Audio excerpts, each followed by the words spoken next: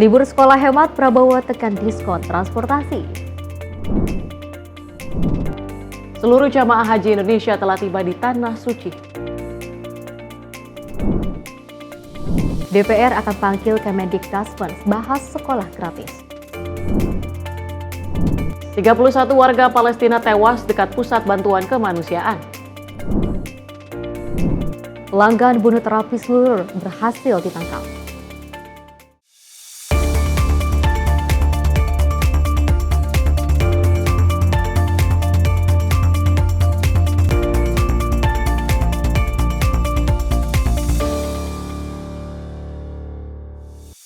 Halo, selamat malam pemirsa Simpo TV. Selamat malam Tiara. Selamat malam Festi. Masih semangat ya malam hari Betul, ini. harus tetap semangat. Harus, karena kita berdua akan terus memberikan informasi yang terbaik untuk pemirsa di rumah terkait dengan informasi perpolitikan, ekonomi dan juga berita olahraga lainnya. Menyapa Malam juga akan menghadirkan informasi seputar peristiwa bersama saya Tiara Dianti. Dan saya Festi Rohmadi, ini dia informasinya untuk Anda.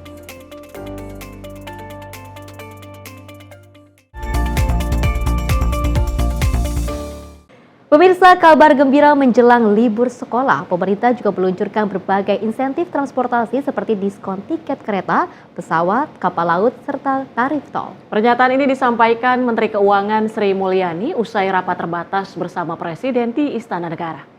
Menjelang musim libur sekolah, pemerintah menghadirkan sejumlah insentif transportasi sebagai bagian dari program stimulus ekonomi dipimpin oleh Presiden Prabowo Subianto. Kebijakan ini ditujukan untuk mendorong konsumsi masyarakat di tengah perlambatan ekonomi global. Berbagai potongan harga diberikan untuk tiket kereta api, pesawat, kapal laut, serta tarif jalan tol selama Juni dan Juli 2025. Menteri Keuangan Sri Mulyani memaparkan, insentif yang diberikan meliputi diskon 30% untuk tiket kereta api, yang ditargetkan menjangkau 2,8 juta penumpang. Pembebasan PPN 6% untuk tiket pesawat kelas ekonomi bagi sekitar 6 juta penumpang, serta diskon 50% untuk tiket kapal laut dengan estimasi 500.000 penumpang.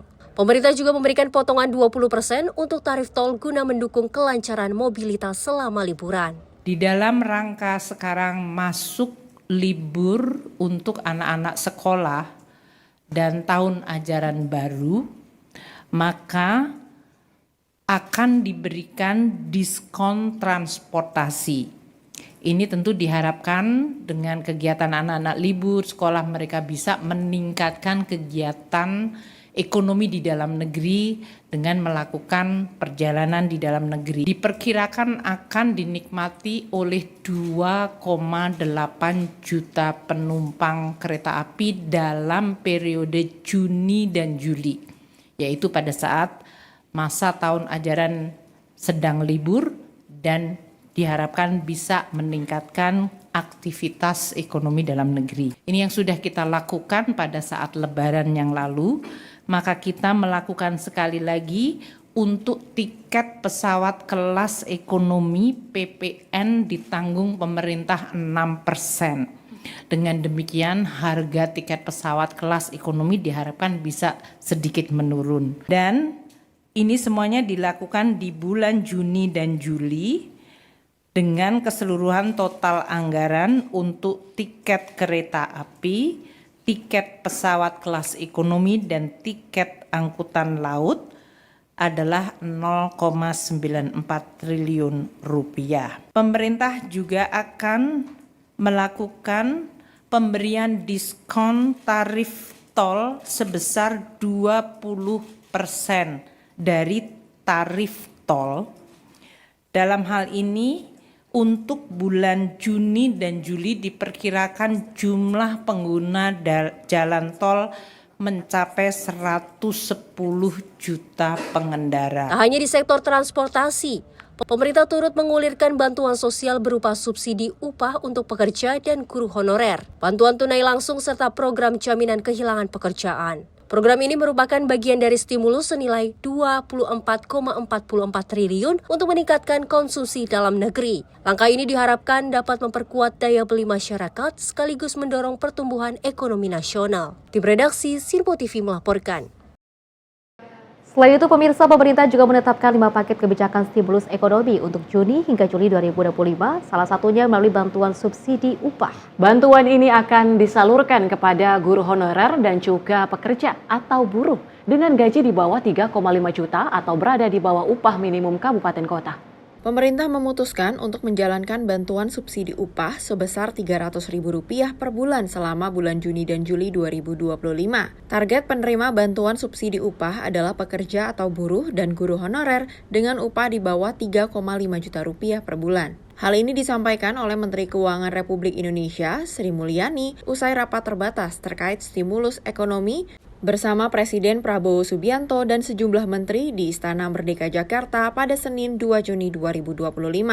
Kelompok yang keempat ini ditujukan kepada pekerja dan para guru honorer, yaitu pemberian bantuan subsidi upah PSU kepada 17,3 juta pekerja yang memiliki gaji di bawah 3,5 juta atau di bawah upah minimum provinsi, kabupaten, dan kota.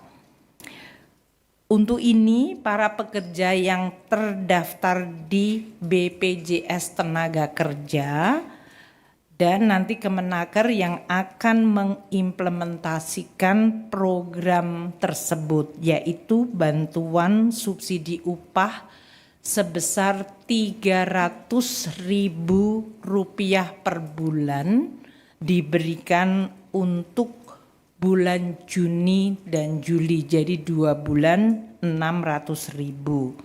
Selain itu, sebanyak 288.000 guru honorer di bawah Kementerian Pendidikan Dasar dan Menengah dan 277.000 guru honorer di bawah Kementerian Agama juga akan mendapatkan subsidi upah dengan nilai serupa. Sebelumnya, Presiden Prabowo Subianto menetapkan 5 paket kebijakan stimulus ekonomi untuk Juni hingga Juli 2025.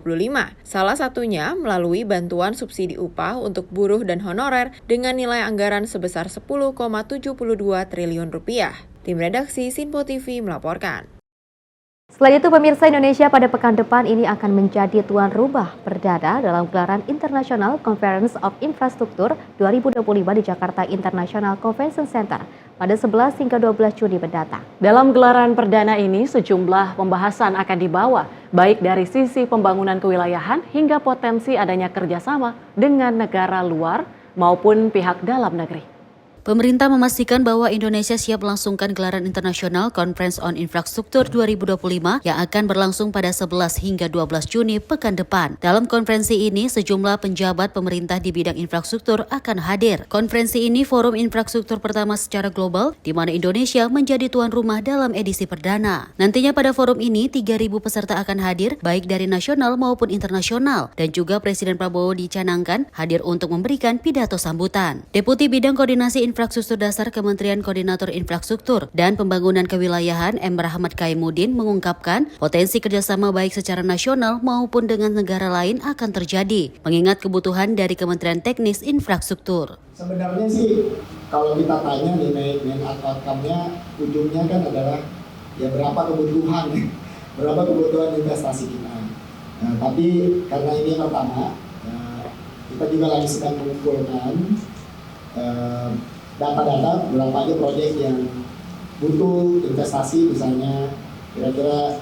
Jadi memang ini cukup menarik ya, dalam beberapa event yang kita lakukan, pre-event yang kita lakukan, kita melihat ada beberapa tipe. Ada proyek yang butuh diberi investasi, yang butuh investasi. Ada investor yang butuh proyek. Nah, ini kan perlu kita matchmake ya. Nah, jadi hari ini kalau kita cari target numbers, hari ini kita masih kumpulkan. Dari Jakarta, Max Juru Kamera Azizul Hakim, Tim Liputan Sinpo TV. Pemirsa, Kementerian Perlindungan Pekerja Migran Indonesia mengakhiri sanksi administratif terhadap 3 perusahaan penempatan pekerja migran Indonesia, P3MI. Pengakhiran sanksi administratif diikuti dengan dibukanya seluruh layanan P3MI dan pencabutan plang pengenaan sanksi di perusahaan tersebut. Kementerian Perlindungan Pekerja Migran Indonesia mencabut sanksi administratif terhadap 3 perusahaan penempatan pekerja migran. 3 perusahaan tersebut diantaranya adalah PT El Shafah Adewi Guna Mandiri, PT Tulus Widodo Putra, dan PT Alwihda Jaya Sentosa. Pencabutan sanksi administrasi terhadap 3 perusahaan P3MI tersebut dilakukan dengan syarat agar seluruh proses penempatan pekerja migran Indonesia ke luar negeri sesuai dengan ketentuan peraturan perundang-undangan. Terkait dengan tindakan, terkait dengan hal-hal yang berkaitan dengan upaya-upaya kedisiplinan yang dilakukan dan penting untuk diambil oleh Kementerian Pelindungan Pekerja Migran Indonesia sebagaimana implementasi atas arahan dari Bapak Presiden Prabowo Subianto. Pertama, Kementerian Pelindungan Pekerja Migran Indonesia mengakhiri sanksi administratif terhadap 3 perusahaan penempatan pekerja migran Indonesia, yaitu pertama PT El Shafah Adewi Guna Mandiri melalui keputusan Direktur Jenderal Pelindungan nomor 14 tahun 2025 tentang pengakhiran sanksi administratif penghentian sementara sebagian atau seluruh kegiatan penempatan pekerja migran Indonesia. Yang kedua, PT Tulus Widodo Putra melalui keputusan Direktur Jenderal Pelindungan nomor 15 tahun 2025 tentang pengakhiran sanksi administratif penghentian sementara sebagian atau seluruh kegiatan penempatan pekerja migran Indonesia. Kemudian poin 3, PT Alwihda Jaya Sentosa melalui keputusan Direktur Jenderal Pelindungan nomor 16 tahun 2025 tentang pengakhiran sanksi administratif penghentian sementara sebagian atau seluruh kegiatan penempatan pekerja migran Indonesia. Dari Jakarta, Sri Dewi Andayani, Rona Bayu, Sinpo TV melaporkan. Selain itu, Kementerian Pelindungan Pekerja Migran Indonesia menegaskan bahwa ketiga perusahaan P3MI yang sanksinya dicabut masih berada dalam pengawasan yang ketat. Selain itu, perusahaan P3MI juga telah menandatangani surat pernyataan bermaterai dan menyatakan komitmen untuk tidak mengulangi pelanggaran serupa. Kementerian P2MI tetap melakukan pemantauan terhadap pelaksanaan usaha dan perlindungan pekerja migran atau P3MI agar tak kembali terjadi pelanggaran. Kebijakan sanksi pencabutan sementara perusahaan P3MI merupakan bagian dari implementasi arahan Presiden Prabowo Subianto dalam memperkuat perlindungan terhadap pekerja migran Indonesia. Kepada rekan-rekan P3MI yang memberangkatkan dari seluruh kawan-kawan dari atau saudara-saudara kita dari PMI yang keluar negeri, diharapkan untuk melaksanakan pemberangkatannya secara prosedural, secara yang benar. Jangan melakukan pemberangkatan yang tidak prosedur dan melanggar peraturan hukum yang ada. Sehingga tidak hanya merugikan P3MI, merugikan PMI termasuk negara dan bangsa. Karena juga tidak bisa kita melihat bagaimana remitansi kita bisa diukur, bagaimana devisa kita bisa tahu berapa jumlah besar yang kita dapatkan. Saya kira itu. Dari Jakarta, Sri Dewi Andayani, Rona Bayu, Sinpo TV melaporkan. Dari Kementerian Kelautan dan Perikanan berencana untuk mendirikan Ocean Institute of Indonesia di mana 10 politeknik di bawah naungan KKP akan disatukan. Rencana ini diadakan untuk memperdalam ilmu kelautan bagi masyarakat Indonesia, mengingat tidak ada perguruan tinggi yang mempelajari secara khusus ilmu kelautan. Dalam rangka memajukan kualitas sumber daya manusia masyarakat Indonesia, Kementerian Kelautan dan Perikanan melaksanakan kerjasama di bidang akademik dengan China. China dinilai sebagai negara yang membawa angin segar kepada masyarakat Indonesia dalam bidang akademik seperti kursus pelatihan-pelatihan, program beasiswa kelautan dan perikanan, hingga pertukaran tenaga pendidikan antara Indonesia dengan China untuk kemajuan di bidang kelautan.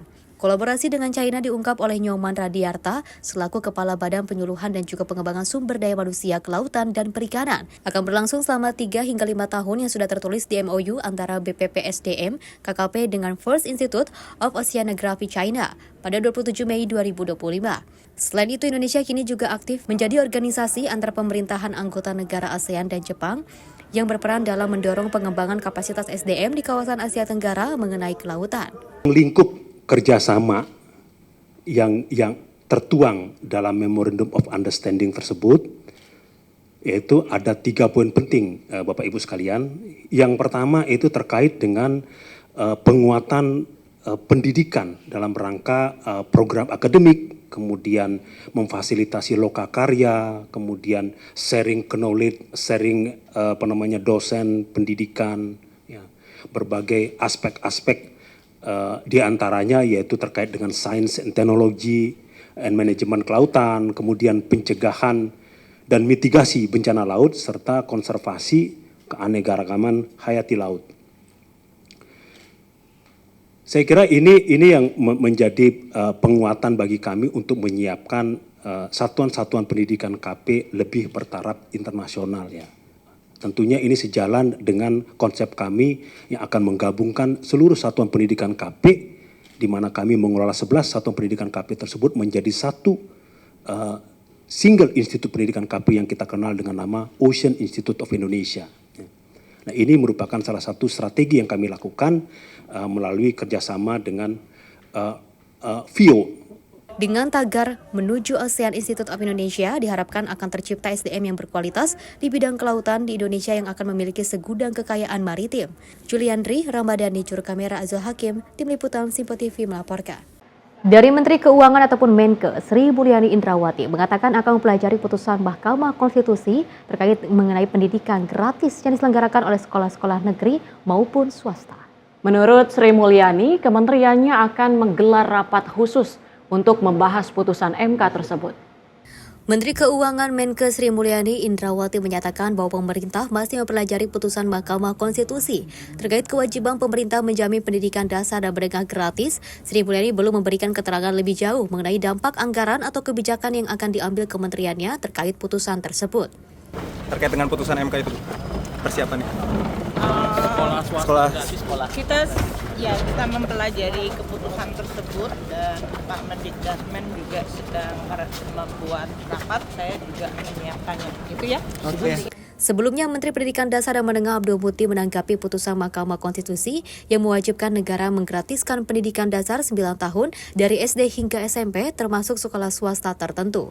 Dari Jakarta, Dion Balau, Simpo TV melaporkan.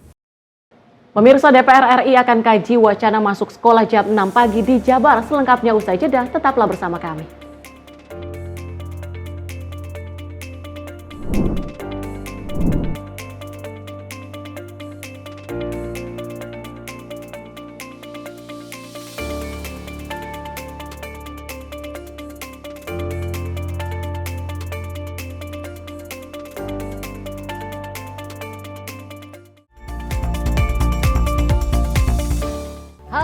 Selamat malam pemirsa, senang sekali rasanya kami mengisi ruang informasi Anda. Akhiri aktivitas Anda dengan rangkuman perkembangan peristiwa yang terjadi sepanjang hari.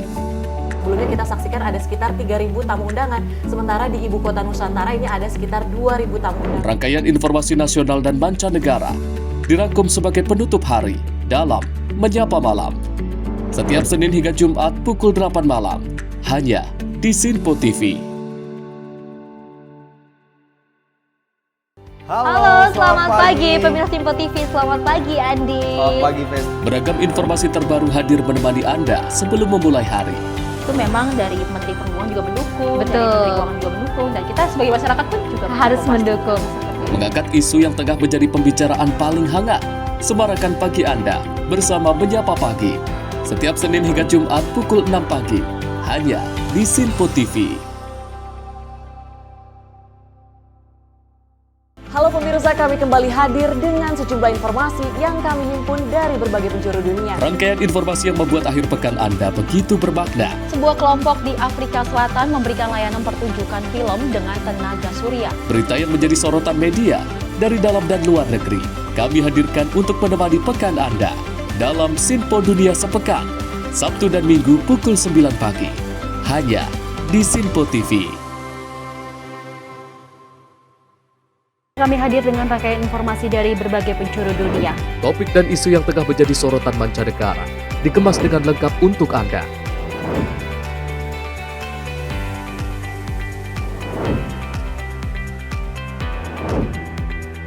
Peristiwa penting yang terjadi dari berbagai belahan dunia ini hadir dalam Sinpo Dunia setiap Senin hingga Jumat pukul 7:30 malam hanya di Sinpo TV.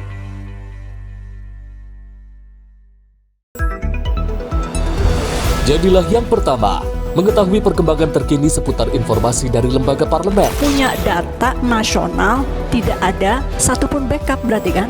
Tiba-tiba ada putusan yang nggak masuk akal dan seperti ini gitu. Kita biarkan rekomendasi kepada KPK, periksa! Kami hadirkan informasi paling akurat untuk mengawal setiap informasi dalam rapat komisi dan paripurna. Tentunya bersama saya Andi Rezaldi yang telah kami rangkum dalam program Sinpo Parlemen.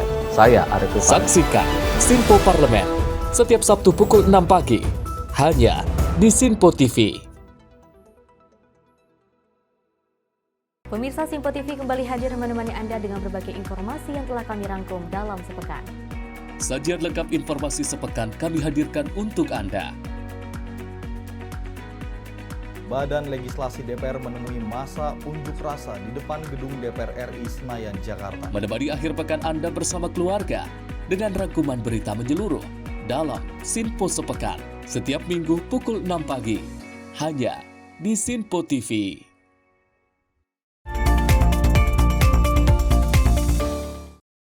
Terima kasih pemirsa, Anda masih menyaksikan Menyapa Malam Sinpo TV dan kita lanjutkan informasinya di mana seluruh jemaah haji Indonesia tahun 2025 kini telah berada di Tanah Suci dalam keadaan yang aman dan juga sehat. Memasuki masa tenang menjelang puncak ibadah haji, pemerintah mengimbau jamaah untuk mempersiapkan diri secara fisik, mental, dan spiritual guna menghadapi fase Ar-Musna.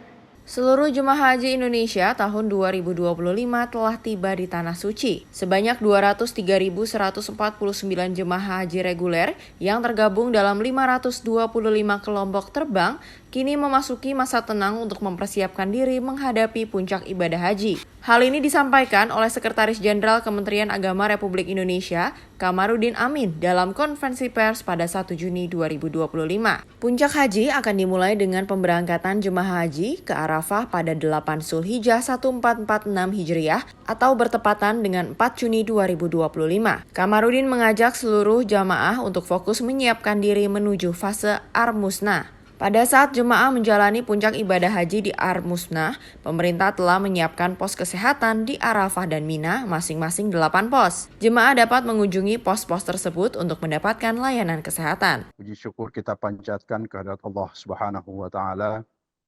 Pada hari ini seluruh jemaah haji Indonesia kini telah berada di kota Mekah dalam keadaan aman dan sehat. Alhamdulillah. Ini adalah capaian besar yang patut kita syukuri bersama, sekaligus menjadi momen untuk memperkuat kesiapan fisik, mental, dan spiritual seluruh jemaah.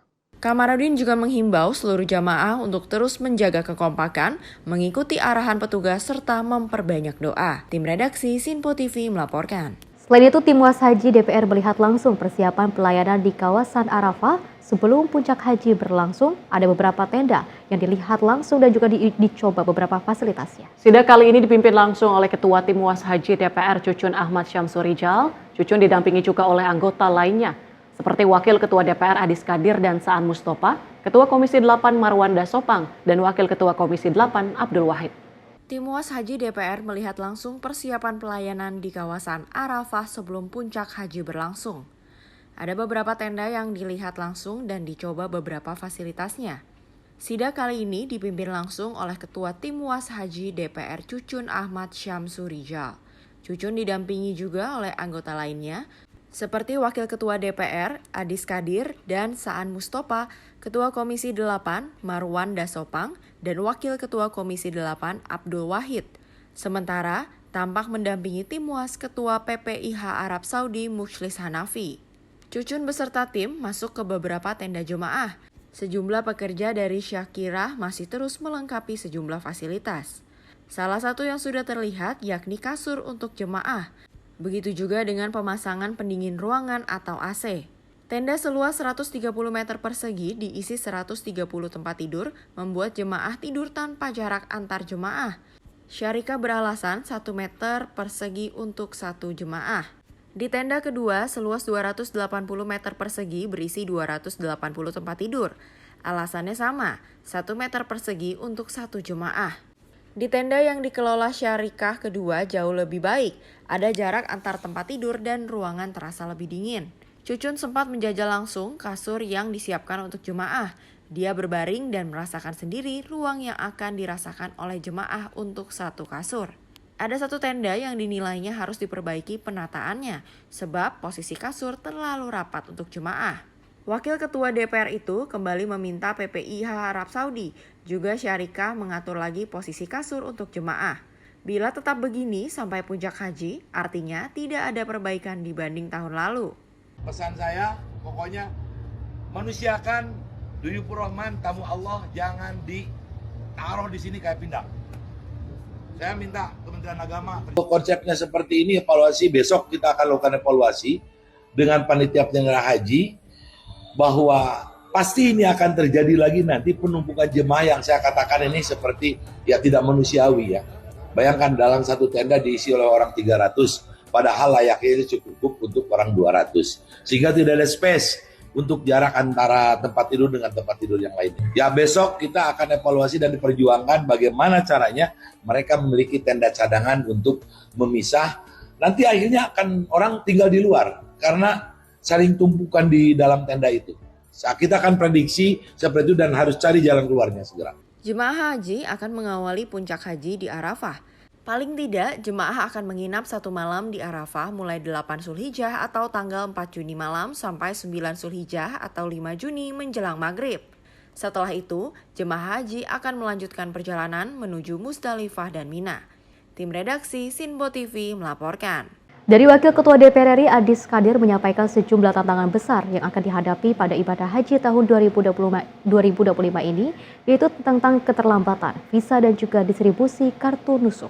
Adis Kadir menyampaikan dari 221.639 jamaah Indonesia, masih ada sekitar 8.938 yang belum menerima kartu nusuk. Wakil Ketua DPR RI Adis Kadir menyampaikan sejumlah ketantangan besar yang dihadapi pada ibadah haji tahun 2025 ini, yaitu soal keterlambatan visa dan distribusi kartu nusuk, sebuah dokumen digital yang menjadi syarat resmi akses jemaah ke berbagai lokasi ibadah, terutama di Mekah dan Madinah. Keterlambatan visa menyebabkan sebagian jemaah tertunda keberangkatannya. Pada tahun ini, pemerintah Arab Saudi menerapkan pengawasan lebih ketat terhadap calon jemaah dari seluruh Indonesia. Selain itu, dari 221.639 jemaah Indonesia, masih ada sekitar 8.938 yang belum menerima kartu nusuk. Masih ada kurang lebih 221.639 jemaah haji Indonesia yang sudah mendapat kartu nusuk itu kurang lebih 212.701 orang. Artinya masih ada 8.938 orang jemaah yang belum menerima kartu nusuk. Nah ini kan masuk terus, nanti terkoreksi dengan yang masuk. Lebih lanjut, Adis Kadir mengungkapkan bahwa Kementerian Agama sudah berupaya maksimal berkoordinasi dengan pemerintah Arab Saudi. Pelan-pelan sebelumnya kartu nusuk kurang 15.000, lalu turun ke 12.000 dan turun ke 10.000 dan sampai sekarang sudah sekitar 8.900. Diharapkan sebelum puncak haji semuanya bisa terkoordinir dengan baik. Tim redaksi Sinpo TV melaporkan. Puncak haji akan berlangsung 4 Juni 2025 dan jemaah Indonesia akan diberangkatkan ke Arafah dengan 3 skema, yakni reguler, burur, dan juga tanazul. Pemerintah juga menyiapkan safari wukuf khusus bagi lansia dan jamaah berkebutuhan khusus agar ibadah tetap aman dan juga lancar. Puncak ibadah haji mulai menghitung hari. Jemaah haji Indonesia dijadwalkan diberangkatkan ke Arafah pada 8 Zulhijjah atau 4 Juni 2025. Kementerian Agama terus mematangkan data dan menyusun skema pergerakan jemaah guna memastikan semua dapat mengikuti rangkaian ibadah dengan lancar. Dirjen Penyelenggaraan Haji dan Umroh Hilman Latif menjelaskan 3 skema utama yang telah disiapkan, yakni reguler, murur, dan tanazul. Dalam konferensi pers di Mekah, Arab Saudi, Dirjen Penyelenggaraan Haji dan Umroh Hilman Latif menjelaskan, skema reguler mengatur keberangkatan jemaah dari Mekah ke Arafah, dilanjutkan ke Musdalifah selepas maghrib untuk mabit, lalu bergerak ke Mina hingga 12 atau 13 Zulhijjah. Skema murur diperuntukkan bagi sekitar 60.000 jemaah yang hanya melintasi Musdalifah tanpa turun dari bus dan langsung menuju Mina. Sementara itu, skema Tanajul menargetkan 37.000 jemaah yang akan kembali lebih awal ke Jamarat untuk melakukan lempar jumrah. Dua skema ini dirancang untuk mengurai kepadatan Musdalifah dan Mina dan telah dipastikan sesuai dengan syariat. Dari Arafah ke Musdalifah dimulai pukul 19.00 untuk jemaah yang mengikuti program murur dan pukul 22 untuk jemaah reguler. C. Dari Musdalifah ke Mina dilayani melalui sistem taradudi atau shuttle hingga menjelang subuh. D. Setelah itu, nafar awal dan nafar tsani akan diberangkatkan kembali ke Makkah secara bertahap. Semua pergerakan ini kami sesuaikan dengan kapasitas layanan syarikah dan realitas di lapangan. Kami terus memperkuat konsolidasi data untuk memastikan tidak ada jemaah yang tertinggal dan tidak ada yang tercecer dan tidak ada yang terabaikan. Kami mohon doa dan dukungan Bapak Ibu semua agar jemaah haji Indonesia diberikan kekuatan dan kemudahan dalam menuntaskan dan menunaikan ibadahnya. Pada kesempatan yang sama, Hilman menambahkan, bagi jemaah lansia disabilitas yang memiliki komorbid, disiapkan safari wukuf khusus dengan dukungan medis dan fasilitas khusus agar tetap dapat beribadah dengan aman. Seluruh jemaah ditargetkan sudah berada di Arafah pada 9 Zulhijjah atau 5 Juni 2025 untuk wukuf dan akan mulai bergerak ke Musdalifah pukul 19.00 waktu Arab Saudi. Hilman mengimbau masyarakat Indonesia untuk mendoakan keselamatan dan kelancaran ibadah jemaah haji Indonesia. Tim redaksi Sinpo TV melaporkan.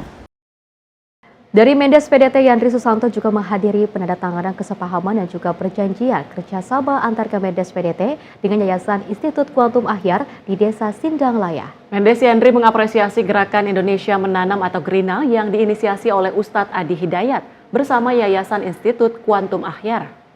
Menteri Desa dan Pembangunan Daerah Tertinggal, Yandri Susanto bersama Wakil Menteri Desa PDT Ahmad Riza Patria menghadiri penandatanganan kesepahaman dan perjanjian kerjasama antara Kemendes PDT dengan Yayasan Institut Kuantum Akhyar di Desa Sindanglaya, Kecamatan Cineng, Kaserang, 1 Juni 2025. Kemendes PDT menggandeng Kuantum Akhyar untuk menindaklanjuti MOU dan perjanjian kerjasama, apalagi didukung oleh pemerintah Kabupaten Serang karena telah menjadi pilot proyek Gerindra. Olehnya, Mendes Yandri menghimbau kepada para camat dan kepala desa untuk segera menindaklanjuti program Rencana Desa Negara Emas atau Radenmas 2045 yang diinisiasi oleh Yayasan Institut Kuantum Akhyar. Desa-desa diminta sesuaikan potensi yang dimiliki untuk menjadi desa tematik, seperti desa cabai, desa padi, atau desa ayam petelur. Sementara itu, Ustadz Adi Hidayat mengatakan, dengan ada program Radenmas 2045 menuju pada tahun tersebut, pihaknya membersamai program pemerintah yang ingin wujudkan Indonesia Emas 2045. Kabupaten Serang menjadi titik awal untuk menata 70.000 lebih desa di Indonesia dengan pertimbangan pertama sejarah, kedua karakteristik, dan ketiga letak strategisnya dalam menopang kekuatan ekonomi Indonesia. Luar biasa. Jadi nanti gerakan Indonesia Menanam ini akan juga bisa menggerakkan koperasi Desa Merah Putih, bisa menjadi penyuplai bahan baku makan bergizi gratis. Artinya gerakan ini sangat seiring jalan dengan Bapak Presiden. Makanya yang hadir langsung waktu peluncuran di Palembang langsung RI 1 Bapak Ibu, yaitu Bapak Presiden Prabowo Subianto. Artinya Gerina ini sudah diatur oleh negara dan makanya turunan dari Bapak Presiden hadir di situ. Kami langsung menyambut sebagai Menteri Desa dan PDT melakukan MOU dan perjanjian kerjasama pada hari ini. Maka bersyukurlah Bapak Ibu. Cara bersyukur itu, ayo sambut program yang luar biasa ini untuk anak cucu kita, untuk kejayaan Serang, untuk kejayaan Banten, untuk kejayaan Indonesia. Apalagi tadi disampaikan oleh Ustaz Adi Hidayat, Banten adalah Tim redaksi Sinpo TV melaporkan. Menteri Perlindungan Pekerja Migran Indonesia Abdul Qadir Kardik melakukan dialog penanganan tata kelola pelindungan PMI bersama Forkopimda Provinsi Riau. Salah satu yang menjadi sorotan utama ialah Kabupaten Kepulauan Meranti yang dikenal sebagai kantong terbesar pekerja migran Indonesia di Riau. Menteri Pelindungan Pekerja Migran Indonesia Abdul Qadir Karding bertemu Gubernur Riau, Wakil Bupati Meranti, Bupati Indragiri Hulu, Bupati Bengkalis, Wali Kota Dubai, serta jajaran Forkopimda. Dalam pertemuan tersebut membahas isu strategis terkait dengan perlindungan pekerja migran Indonesia di Provinsi Riau. Salah satu yang menjadi sorotan utama ialah Kabupaten Kepulauan Meranti yang dikenal sebagai kantong terbesar pekerja migran Indonesia di Riau. Namun masih banyak warga yang masih berangkat secara unprosedur, menjadikan mereka rentan terhadap eksploitasi. Menanggapi hal tersebut, Wakil Bupati Meranti menyampaikan permintaan dukungan kepada KP2MI untuk memperbaiki tata kelola pelindungan PMI di daerahnya. Sebagai langkah konkret disepakati pembentukan Desa Migran Emas di Meranti. Inisiatif ini dirancang sebagai intervensi dari tingkat desa untuk membangun budaya migrasi yang aman dan terencana. Pentingnya penguatan desa juga ditekankan agar tidak lagi menjadi ruang bagi sindikat calo yang memberangkatkan pekerja migran secara ilegal. Dalam kesempatan itu disepakati juga dengan KJRI Johor Bahru untuk memperbaiki sistem perlindungan pekerja migran yang bekerja di Malaysia. Tim redaksi Simpo TV melaporkan. Informasi lainnya, pemirsa, Wakil Ketua Komisi 10 DPR lalu Hadrian Irfani menanggapi terkait dengan kebijakan Gubernur Jawa Barat Deddy Mulyadi yang juga berencana akan memberlakukan masuk sekolah mulai jam 6 pagi untuk tingkat dasar dan juga menengah. Kebijakan tersebut perlu dikaji terlebih dahulu dengan stakeholder terkait termasuk salah satunya Kementerian Pendidikan Dasar dan Menengah. Gubernur Jawa Barat Deddy Mulyadi berencana akan memberlakukan jadwal belajar dari hari Senin hingga Jumat dengan jam masuk dimulai pada pukul 6.00 pagi untuk tingkat dasar dan menengah. Perubahan jadwal ini dilakukan agar sekolah di Provinsi Jawa Barat dapat menciptakan kebiasaan hidup disiplin bagi siswa dan siswi. Hal itu ditanggapi langsung oleh Wakil Ketua Komisi 10 DPR lalu Hadrian Irfani yang menyebut bahwa rencana kebijakan tersebut perlu dikaji terlebih dahulu dengan stakeholder terkait. Pasalnya dalam proses belajar mengajar membutuhkan kenyamanan agar tujuan dan pendidikan dapat tercapai. Terkait wacana Gubernur Jawa Barat Pak Deddy Mulyadi yang akan membuat program siswa kita belajar mulai jam 6 pagi, kemudian aktivitas untuk belajar adalah hanya 5 hari. Nah, kami di Komisi 10 memandang perlu dilakukan analisis kebijakan tersebut, perlu dilakukan pendalaman dari sisi akademik, karena jam 6 pagi bagi anak-anak kita adalah perlu penyesuaian untuk mempersiapkan diri. Kebijakan tersebut pernah dilakukan oleh Provinsi Nusa Tenggara Timur. Tapi hasilnya adalah adanya dampak psikologis, kemudian anak-anak kita tidak efektif dalam belajar di kelas karena mereka mengantuk, kemudian yang ketiga kenyamanan dalam belajar juga tidak terpikirkan.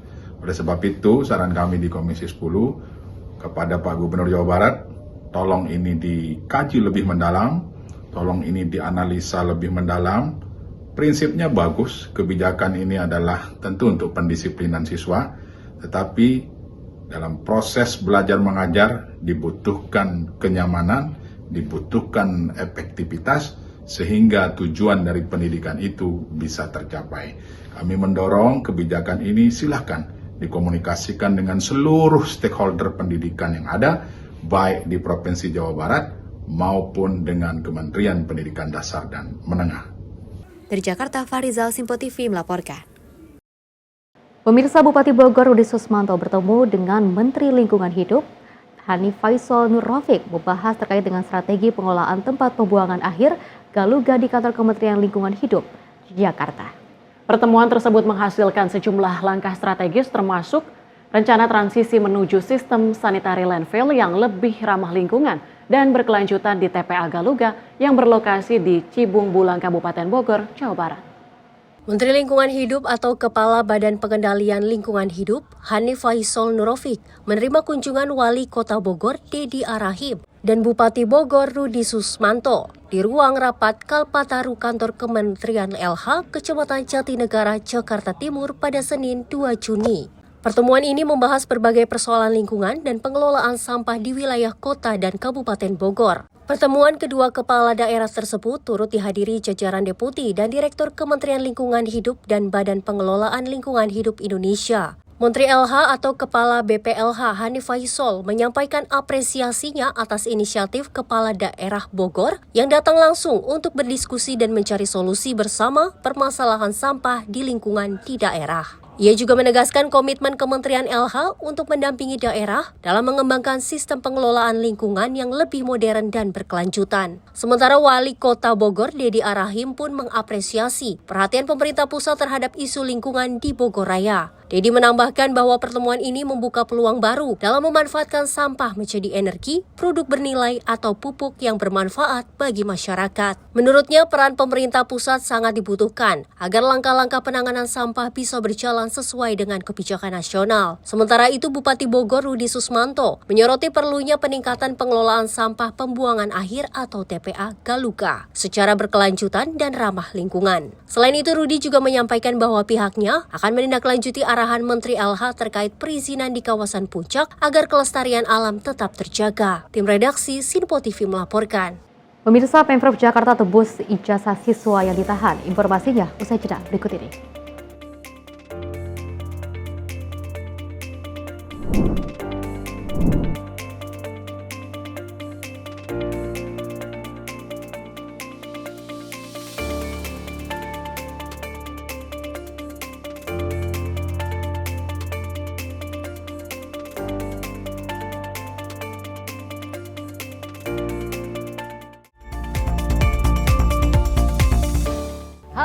Selamat malam pemirsa, senang sekali rasanya kami mengisi ruang informasi Anda. Akhiri aktivitas Anda dengan rangkuman perkembangan peristiwa yang terjadi sepanjang hari.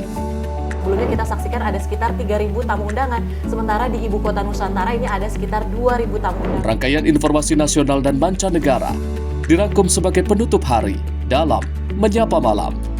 Setiap Senin hingga Jumat pukul 8 malam, hanya di Sinpo TV.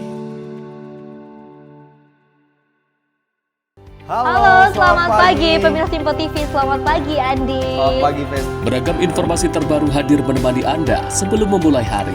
Itu memang dari Menteri Perhubungan juga mendukung, Betul. dari Menteri Keuangan juga mendukung, dan kita sebagai masyarakat pun juga harus mendukung. Mengangkat isu yang tengah menjadi pembicaraan paling hangat. Semarakan pagi Anda bersama Menyapa Pagi. Setiap Senin hingga Jumat pukul 6 pagi, hanya di Sinpo TV. Halo pemirsa, kami kembali hadir dengan sejumlah informasi yang kami himpun dari berbagai penjuru dunia. Rangkaian informasi yang membuat akhir pekan Anda begitu bermakna. Sebuah kelompok di Afrika Selatan memberikan layanan pertunjukan film dengan tenaga surya. Berita yang menjadi sorotan media dari dalam dan luar negeri, kami hadirkan untuk menemani pekan Anda dalam Sinpo Dunia Sepekan, Sabtu dan Minggu pukul 9 pagi, hanya di Sinpo TV. Kami hadir dengan rangkaian informasi dari berbagai penjuru dunia. Topik dan isu yang tengah menjadi sorotan mancanegara dikemas dengan lengkap untuk Anda.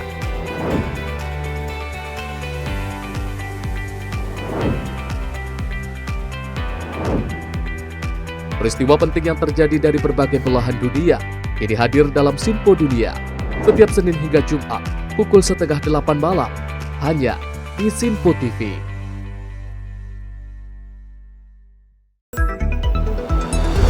Jadilah yang pertama mengetahui perkembangan terkini seputar informasi dari lembaga parlemen. Punya data nasional, tidak ada satupun backup berarti kan? Tiba-tiba ada putusan yang nggak masuk akal dan seperti ini gitu. Kita biarkan rekomendasi kepada KPK, periksa! Kami hadirkan informasi paling akurat untuk mengawal setiap informasi dalam rapat komisi dan paripurna. Tentunya bersama saya Andi Rezaldi yang telah kami rangkum dalam program Sinpo Parlemen. Saya Arif Tufan. Saksikan Sinpo Parlemen setiap Sabtu pukul 6 pagi hanya di Sinpo TV. Pemirsa, Sinpo TV kembali hadir menemani Anda dengan berbagai informasi yang telah kami rangkum dalam sepekan. Sajian lengkap informasi sepekan kami hadirkan untuk Anda. Badan Legislasi DPR menemui masa unjuk rasa di depan gedung DPR RI Senayan, Jakarta. Menemani akhir pekan Anda bersama keluarga dengan rangkuman berita menyeluruh dalam Sinpo Sepekan setiap Minggu pukul 6 pagi hanya di Sinpo TV.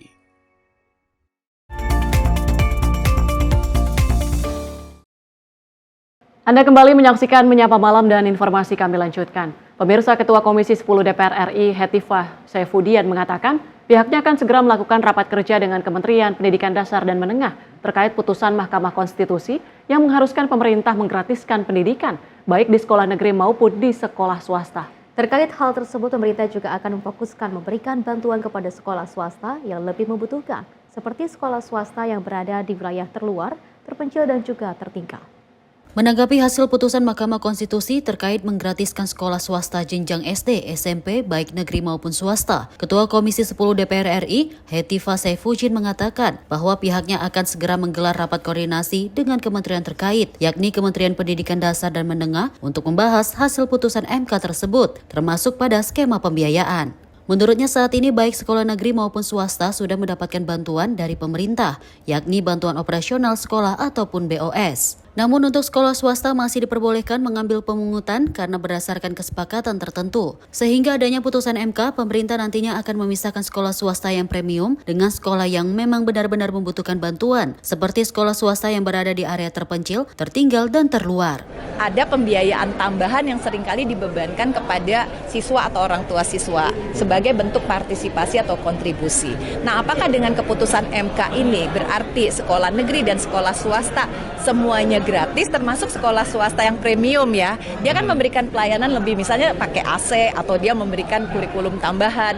Apakah itu dengan demikian guru-gurunya harus dibayarin negara juga, dan semua kita sewa tanahnya dan sebagainya? Berarti itu kan menegerikan swasta ya kalau begitu. Nah, jadi saya kira tujuan dari keputusan MK ini bukan ingin melemahkan partisipasi swasta, apalagi menghilangkannya sama sekali, karena itu sudah memiliki sejarah panjang. Lebih luas ia menyebut DPR akan memastikan pemerintah dapat menjalankan hasil putusan MK ini dengan baik, dengan skema penganggaran dan berfokus pada kebutuhan yang lebih penting. Dari Jakarta, Fahrijal Davariskiano, Sinpo TV melaporkan. Dari Ketua Komisi 2 DPR RI Muhammad Rifki Nizami, Karsayuda juga menyoroti banyaknya lahan berstatus HGU dan juga HGB yang ditertibkan namun tidak dimanfaatkan. Komisi 2 siap turun tangan memediasi, memfasilitasi dan mendorong sinergi antara kementerian dan juga daerah.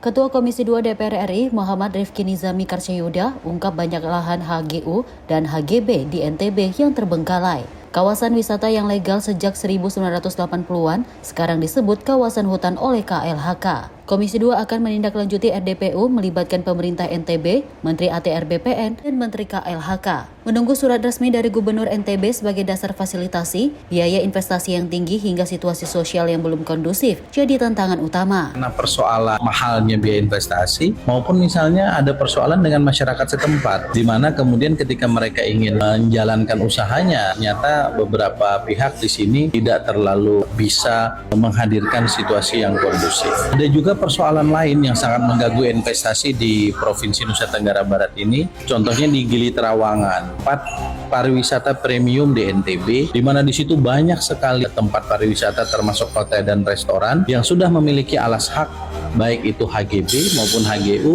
pada tahun-tahun 80-an dan masih berlaku sampai dengan sekarang karena sebagian sudah diperpanjang.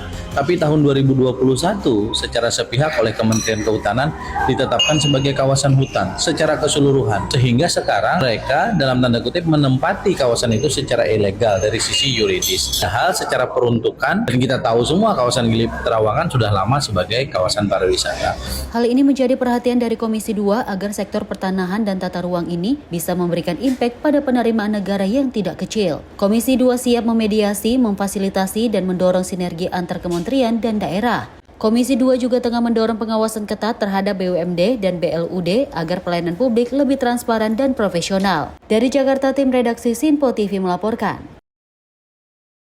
Informasi menarik lainnya, pemirsa, SMP Negeri 4 Purwakarta, Jawa Barat punya acara yang unik untuk ajarkan kemandirian bagi siswanya. SMP Negeri 4 Purwakarta menggelar festival mencuci baju sendiri di halaman sekolah pada 27 Mei 2025 kemarin. SMP Negeri 4 Purwakarta menyelenggarakan kegiatan festival mencuci baju sendiri. Siswa SMP Negeri 4 Purwakarta ramai-ramai mencuci baju di halaman sekolah pada Selasa 27 Mei 2025. Melalui kegiatan ini, siswa dan siswi diajarkan untuk dapat mencuci baju secara baik dan benar bersama para guru. Melalui video yang dibagikan di akun sosial media Instagram @pendidikan_kita, perwakilan siswa menyampaikan bahwa mereka diajarkan mencuci baju yang bersih dan benar karena mencuci baju sendiri adalah kemampuan dasar untuk kehidupan mereka ke depannya. Menurut Kepala SMP Negeri 4 Purwakarta, Muhammad Nur Sodik, kegiatan ini merupakan penyelenggaraan pertama kalinya dan satu-satunya di Purwakarta. Kegiatan ini diselenggarakan untuk menumbuhkan sikap kemandirian di kehidupan sehari-hari mereka. Mungkin kalian belum bisa menggunakan pelajaran matematika matematika dengan baik. Mungkin kalian belum bisa menggunakan pelajaran bahasa Inggris dengan baik, tetapi minimal kalian sudah bisa mandiri, kalian sudah mencuci baju kalian sendiri. Ini adalah bekal hidup bagi kalian, ini adalah pelajaran yang bisa langsung kalian praktekkan di rumah. Turut hadir dalam kegiatan tersebut Kepala Dinas Pendidikan Kabupaten Purwakarta, Purwanto. Kadistik Purwanto menegaskan bahwa kegiatan ini merupakan pendidikan untuk kemandirian, keberanian, dan untuk hidup, serta dapat diterapkan pada setiap mata pelajaran intrakurikuler di sekolah. Tim redaksi Sinpo TV melaporkan. Pemirsa, pemerintah Provinsi Jakarta menebus ijazah milik 1.315 siswa yang ditahan oleh sekolah. Rata-rata ijazah selama beberapa tahun tidak diambil para siswa karena faktor ekonomi. Ribuan siswa seprovinsi Jakarta tampak antusias saat hendak mengantri untuk pengambilan ijazah mereka di salah satu sekolah di wilayah Kebayoran Lama, Jakarta Selatan, Selasa pagi. Mereka bahkan rela antri sejak pukul 6 pagi. Meski membludak, petugas sudah membagi pengambilan ijazah per wilayah di lokasi. Untuk pengambilan ijazah, para siswa yang rata-rata tertahan ijazah sejak beberapa tahun karena faktor ekonomi, wajib membawa 2 materai. Olivia Perdana, salah satu siswa yang sejak tahun 2020 belum mengambil ijazah, sangat terbantu saat akan melamar pekerjaan. Biayanya terlalu mahal menurut saya, kebanyakan tunggakan saya. Jadi pengambilan ijazah saya nunggak banyak. Jadi mumpung gratis di sini, jadi saya. Ada pengambilan ijazah gratis itu? Bagus sih. Terbantu saya. Terbantu. Iya. Daripada saya buat ngelamar pakai surat kelulusan, dengan ada gratis, saya gratis. Gubernur Jakarta Pramono Anung mengatakan pemutihan ijazah tersebut agar memberikan manfaat bagi pendidikan di Jakarta lebih baik. Pemutihan ijazah sudah bisa diputihkan 1.315 ijazah. Ada yang tadi sudah tertahan hampir 6 tahun, 7 tahun, ada yang 5 tahun dan sebagainya. Dan mudah-mudahan ini akan bisa memberikan manfaat bagi pendidikan yang ada di Jakarta menjadi lebih baik. Saya bersyukur Dinas Pendidikan memberikan support sepenuhnya untuk penyelesaian ini, dan mudah-mudahan di tahun 2025 ini ijazah tertahan bisa kita selesaikan bekerja sama dengan Basnas. Pemerintah Provinsi Jakarta menargetkan ijazah yang tertahan di tahun 2025 kurang lebih sebanyak 6.652 bisa diselesaikan. Dari Jakarta, kontributor Sinpo TV melaporkan. Wakil Menteri Pariwisata Niluh Puspa juga mengapresiasi dedikasi seluruh diaspora yang telah membantu memperkenalkan pariwisata Indonesia ke kancah internasional. Wamenpar berharap diaspora bisa menjadi duta pariwisata Indonesia di mata dunia. Wakil Menteri Pariwisata Niluh Puspa melakukan pertemuan bersama diaspora Indonesia di Spanyol dan turut mengapresiasi dedikasi mereka. Dalam pertemuan tersebut, Wamenpar menyampaikan tren peningkatan wisatawan serta potensi sektor pariwisata Indonesia. Hal itu yang membuat Wamenpar mengajak para diaspora Indonesia untuk berkontribusi aktif dalam membangun tanah air melalui investasi serta promosi keindahan destinasi. Wamenpar berharap diaspora Indonesia dapat memperkenalkan kekayaan budaya, keramahan, serta potensi pariwisata Indonesia kepada masyarakat internasional. Tim redaksi Sinpo TV melaporkan. Dari Kementerian Energi Sumber Daya dan Mineral membuka Human Capital Summit 2025 bertema Accelerating dan juga The Workers Transformation for Downstream Growth and Energy Transitions in Indonesia. Acara tersebut dihadiri langsung oleh Menteri SDM Bahlil Lahadalia dan sejumlah perwakilan kementerian terkait, diantaranya Kementerian Investasi dan BUMN. Kepala Badan Pengembangan Sumber Daya Manusia, Prahoro Nur Cahyo mengatakan kegiatan ini merupakan acara puncak dari rangkaian Human Capital Summit 2025. Adapun acara ini akan berlangsung selama mulai 3 hingga 4 Juni 2025 dan terbagi menjadi 6 panel dengan 25 pembicara. Adapun yang ingin dicapai dalam acara tersebut yakni terkait dengan pengembangan sumber daya manusia di sektor energi dan sumber daya mineral. Hal itu dilakukan agar upaya percepatan hilirisasi maupun transisi energi bisa lebih clear bagi seluruh pemangku kepentingan. Karena namanya summit, kegiatannya sudah berlangsung beberapa waktu yang lalu. Jadi mulai dari September tahun 2024 sampai dengan hari ini, kita sudah melakukan beberapa kegiatan yang khususnya berkaitan dengan pengembangan sumber daya manusia. Salah satu yang ingin kita capai dari kegiatan ini adalah adanya dokumen yang bisa memberikan guideline kepada kita, terutama terkait dengan pengembangan sumber daya manusia di sektor energi dan sumber daya mineral. Karena ini menjadi penting, menjadi panutan bagi kita agar upaya untuk percepatan hilirisasi maupun dengan transisi energi ini akan lebih clear bagi semua pemangku kepentingan dan sekaligus stakeholder yang ada di tempat kita. Dari Jakarta, Sri Dewi Andayani, Rona Bayu, Randika, Simpo TV melaporkan. Selain itu, pemirsa, Menteri Komunikasi dan Digital Mutia Hafid memperkenalkan peraturan pemerintah tentang tata kelola penyelenggaraan sistem elektronik dalam perlindungan anak PP Tunas. Pesan ini disampaikan oleh Menteri Komunikasi dan Digital Mutia Hafid dalam forum tersebut, yang juga menjelaskan bahwa Indonesia menggunakan visi tersebut dengan menggabungkan infrastruktur digital inklusif dengan regulasi perlindungan anak di ruang digital secara ketat. Menteri Komunikasi dan Digital Menkomdiki Mutia Hafid memperkenalkan Peraturan Pemerintah Nomor 17 Tahun 2025 tentang tata kelola penyelenggaraan sistem elektronik dalam perlindungan anak PP Tunas di Forum Asia Pasifik Telecommodity APT 2025 yang digelar di Tokyo, Jepang pada Jumat 30 Mei 2025. Di hadapan para menteri dan pejabat tinggi dari kawasan Asia Pasifik, tidak bisa sekedar mengejar jangkauan dan juga kecepatan. Dalam paparannya, Menkomdiki juga menyoroti sejumlah capaian kunci Indonesia sepanjang 2024, salah satunya peningkatan penetrasi internet nasional yang mencapai 79,5%. Capaian ini didukung oleh proyek-proyek infrastruktur digital strategis seperti jaringan tulang punggung, palaparing, yang kini menjangkau lebih dari 500 kabupaten atau kota. Peluncuran satelit Satria 1 untuk memperkuat konektivitas di wilayah terpencil serta program BTS 4G nasional. Dalam pidato panel diskusi, Mutia menyampaikan bahwa PP Tunas mewajibkan penyelenggara sistem elektronik untuk menyediakan konten sesuai usia, menerapkan verifikasi pengguna, serta membangun sistem pelaporan untuk konten berbahaya. Bahwa regulasi tersebut mendorong platform digital untuk menyediakan fitur kontrol orang tua, mengutamakan pengaturan privasi ramah anak, serta mendukung literasi digital bagi anak, orang tua, dan pendidik demi membentuk budaya digital yang sehat dan bertanggung jawab.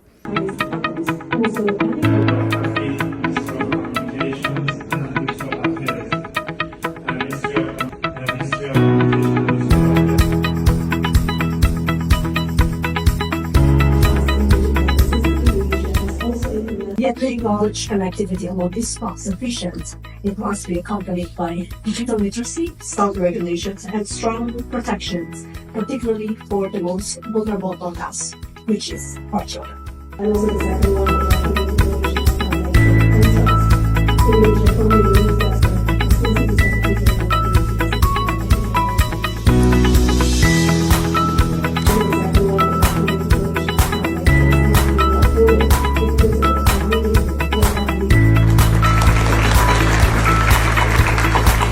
Pertemuan tersebut sekaligus memperkuat komitmen bersama untuk menciptakan ruang digital yang aman, terpercaya, dan memberdayakan serta membangun kapasitas talenta digital di kawasan Asia Pasifik. Tim redaksi Simpo TV melaporkan. Selain itu, Wakil Kepala Staf Kepresidenan bersama Wamensos meninjau persiapan sekolah rakyat di Kompleks Sentra Terpadu Pangudi Luhur STPL di Kota Bekasi, Jawa Barat. Wakil Kepala Staf Kepresidenan melihat gedung dan fasilitas pendukung di Sentra Terpadu Pangudi Luhur telah siap digunakan bulan Juli mendatang untuk sekolah program sekolah rakyat bagi peserta didik tingkat SMA. Wakil Kepala Staf Kepresidenan M. Kodari ditemani Wamensos Agus Jabo Priyono meninjau lokasi program nasional sekolah rakyat yang berlokasi di Sentra Terpadu Pelayanan Pangudi Luhur STPL di Jalan Joyo Martono, Bekasi Timur, Kota Bekasi pada Selasa pagi. Program nasional sekolah rakyat diwujudkan pemerintah sebagai keberpihakan kepada warganya yang tidak mampu dan kategori miskin ekstrim. Wakil Kepala Staf Kepresidenan bersama Wamensos melihat fasilitas yang disiapkan mulai dari gedung sekolah, ruang kelas, asrama, klinik hingga toilet hingga tempat olahraga. Konsep sekolah rakyat peserta didik akan dilaksanakan keseluruhan mulai dari belajar, tinggal, makan, dan juga beraktivitas di sekolah rakyat yang telah disiapkan. Pada tahun 2025 ini harus membuka sebanyak 100 sekolah rakyat di seluruh Indonesia pada ajaran baru bulan Juli mendatang. Namun tidak mungkin membangun sekolah rakyat dari awal mulai dari lahan sehingga menggunakan aset Kemensos dan dilakukan revitalisasi sehingga siap digunakan untuk bulan Juli mendatang. Untuk sekolah rakyat di STPL siap menerima sebanyak 9 rombongan belajar di mana masing-masing rombel sebanyak 20 siswa dengan total murid 180 orang untuk tingkat SMA. Ya, kami dari kantor staf presiden tupoksinya untuk monitoring, evaluasi, dan debottlenecking dari program-program prioritas nasional. Kita tahu bahwa salah satu program terpenting, terbesar pada hari ini adalah sekolah rakyat. Dan yang mendapatkan amanat untuk melaksanakan adalah Kementerian Sosial. Jadi dari konsep-konsep, dari perencanaan-perencanaan yang kami peroleh pada hari ini kami ingin lihat langsung ke lapangan rencananya akan ada beberapa titik, hari ini di Kota Bekasi, nanti ke Bogor ya, terus ke Jalan Siswa dulu, besok ke Sukabumi gitu. Kami sampai di sini, terus terang kalau saya pribadi surprise bahwa ternyata Kemensos ini memang punya fasilitas yang luar biasa ya. Ini namanya sentra apa Pak Sekjen? Pangudi Luhur. Pangudi Luhur. Sentra ini adalah pusat di mana berbagai macam layanan kepada rehabilitasi sosial, kepada berbagai macam kelompok masyarakat yang kurang beruntung. Jadi pertama-tama bahwa inilah wujud nyata dari keberpihakan pemerintah terhadap warganya yang kurang beruntung. Jadi negara itu hadir, saya kira pada hari ini ya kalau kita lihat teman-teman ini bentuk dari kehadiran negara, orang-orang yang kurang mampu, yang tersisihkan ya, itu yang ditangani oleh Kemensos. Dan begini ya, perintah Pak Presiden ke Kemensos tahun ini kan kita harus membuka 100 sekolah rakyat ya kan, dan di tahun ajaran baru bulan Juli nanti 100 titik ini sudah bisa buka siswa ya. Nah, kan itu tidak mungkin kita bangun dari awal, dari lahan, maka kemudian kita mengasesmen ya aset-aset Kemensos yang bisa dipakai untuk sekolah rakyat yang rencananya akan dibuka bulan Juli. Nah, sekarang sudah ada 100 titik, kualitas bangunannya kira-kira sama, sekarang sedang direvitalisasi. Kita tadi sedang lihat ya, untuk konkret revitalisasinya itu misalkan ruang kelas dicat, kemudian ada beberapa plafon yang rusak diperbaiki, ada pintu yang rusak diperbaiki. Nah, kira-kira kualitas revitalisasi seperti itu. Dan 100 titik sekolah itu kira-kira yang sedang dikerjakan oleh Kementerian PU ya kualitasnya seperti itu. Maka kita meyakini bahwa di bulan Juli nanti 100 sekolah yang diperintah oleh Pak Presiden dalam rangka memotong transmisi kemiskinan itu bisa kita mulai. Ya, untuk selanjutnya kita juga masih mempertimbangkan apakah kemudian di bulan September kita bisa buka lagi, karena masih banyak ya usulan-usulan dari pemerintah daerah, baik itu dari kabupaten, dari kota maupun dari provinsi. Nah, itu kira-kira yang sedang kita siapkan. Karakter kebangsaan, karakter keagamaan, karakter sosial. Yang ketiga mereka juga kita siapkan untuk dibekali keterampilan. Jadi misalkan sudah lulus SMA, tidak mau kuliah dulu, mau kerja dulu, kita sudah bisa membekali keterampilan. Karena memang ini kan sekolah ini khusus ya untuk orang-orang miskin dan keluarga dari miskin ekstrim. Untuk sementara dari data sekolah rakyat di Kompleks Sentra Terpadu Pangudi Luhur Kota Bekasi prioritas untuk tingkat SMA lantaran banyaknya warga yang putus sekolah dari tingkat SMP ke SMA. Sementara untuk tingkat SD dan SMA akan disesuaikan dengan daerah masing-masing. Dari Bekasi, Muhammad Ridwan, Simpo TV melaporkan. Acara Job Fair ramai para pelamar kerja. Selengkapnya usai jeda, tetaplah bersama kami di Menyapa Malam.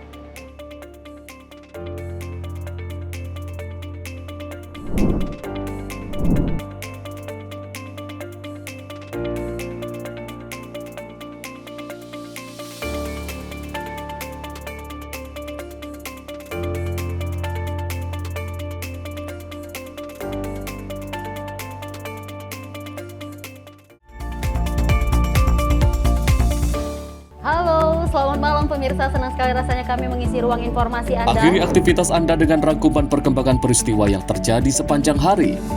Sebelumnya kita saksikan ada sekitar 3.000 tamu undangan, sementara di Ibu Kota Nusantara ini ada sekitar 2.000 tamu undangan. Rangkaian informasi nasional dan mancanegara dirangkum sebagai penutup hari dalam Menyapa Malam. Setiap Senin hingga Jumat pukul 8 malam, hanya di Sinpo TV. Halo, selamat pagi pemirsa Simpo TV. Selamat pagi Andi. Selamat pagi Fen. Beragam informasi terbaru hadir menemani Anda sebelum memulai hari. Itu memang dari Menteri Perhubungan juga mendukung, Betul. dari Menteri Keuangan juga mendukung, dan kita sebagai masyarakat pun juga harus mendukung. Mengangkat isu yang tengah menjadi pembicaraan paling hangat. Semarakan pagi Anda bersama Menyapa Pagi. Setiap Senin hingga Jumat pukul 6 pagi, hanya di Sinpo TV. Halo pemirsa, kami kembali hadir dengan sejumlah informasi yang kami himpun dari berbagai penjuru dunia. Rangkaian informasi yang membuat akhir pekan Anda begitu bermakna. Sebuah kelompok di Afrika Selatan memberikan layanan pertunjukan film dengan tenaga surya. Berita yang menjadi sorotan media dari dalam dan luar negeri. kami hadirkan untuk menemani pekan Anda dalam Sinpo Dunia Sepekan, Sabtu dan Minggu pukul 9 pagi, hanya di Sinpo TV. Kami hadir dengan rangkaian informasi dari berbagai penjuru dunia. Topik dan isu yang tengah menjadi sorotan mancanegara dikemas dengan lengkap untuk Anda.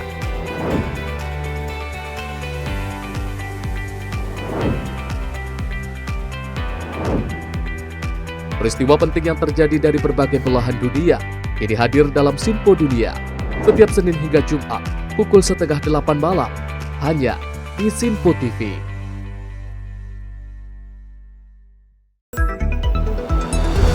Jadilah yang pertama mengetahui perkembangan terkini seputar informasi dari lembaga parlemen. Punya data nasional, tidak ada satupun backup berarti kan? Tiba-tiba ada putusan yang nggak masuk akal dan seperti ini gitu. Kita ambilkan rekomendasi kepada KPK, periksa! Kami hadirkan informasi paling akurat untuk mengawal setiap informasi dalam rapat komisi dan paripurna. Tentunya bersama saya Andi Rezaldi yang telah kami rangkum dalam program Sinpo Parlemen. Saya Arif Tufan. Saksikan Sinpo Parlemen setiap Sabtu pukul 6 pagi hanya di Sinpo TV. Pemirsa, Sinpo TV kembali hadir menemani Anda dengan berbagai informasi yang telah kami rangkum dalam sepekan. Sajian lengkap informasi sepekan kami hadirkan untuk Anda. Badan Legislasi DPR menemui masa unjuk rasa di depan gedung DPR RI Senayan, Jakarta. Menemani akhir pekan Anda bersama keluarga dengan rangkuman berita menyeluruh dalam Sinpo Sepekan setiap minggu pukul 6 pagi hanya di Sinpo TV.